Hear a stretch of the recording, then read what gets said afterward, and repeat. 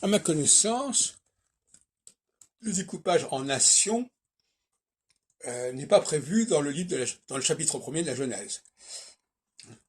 On n'est pas en train de dire Dieu a créé une certaine terre pour les Juifs. D'ailleurs, la question aussi, c'est de savoir si Adam désigne les Juifs ou désigne toute l'humanité. Sur quoi je me suis déjà exprimé. Pour moi, Adam, c'est la nouvelle humanité, ce sont les Juifs, c'est pas l'humanité ancienne, l'humanité primitive. Bon. Donc, le plan divin du chapitre 1er vous parle de la création d'Adam comme une nouvelle humanité. Tout comme le ciel et la terre, c'est un nouveau ciel et une nouvelle terre. C'est pas le tohu-bohu antérieur, c'est pas l'humanité ou la terre ou le système solaire antérieur. C'est quelque chose qui a été reformaté par des dieux qui ne sont pas les dieux d'origine, qui sont les nouveaux dieux. Donc, la notion de nation est une notion qui est étrangère au chapitre de la Genèse.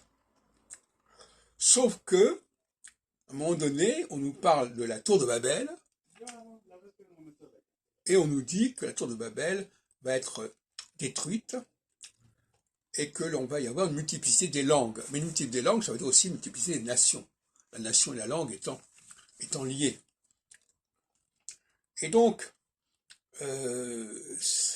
ça signifie que la notion de nation apparaît dans la Genèse, bien après le chapitre 1er de la Genèse, mais elle apparaît comme une punition, comme une volonté d'entraver la puissance humaine, hein, c'est comme ça que c'est présenté. Ils vont trop haut, ils vont trop loin, donc on va les diviser. Donc cette division, ça veut dire quoi? Ça veut dire qu'en réalité, astrologiquement, il y aura un temps pour chaque chose. Il y aura un temps pour l'unité et il y a un temps pour la division. Et ce temps pour la division permettra au temps pour l'unité de ne pas être trop dangereux pour les dieux. Donc l'astrologie est déjà l'institutionnalisation d'une sorte de mesure de sécurité pour entraver la toute-puissance des hommes, des humains. Et c'est exactement ce que dit la tour de Babel.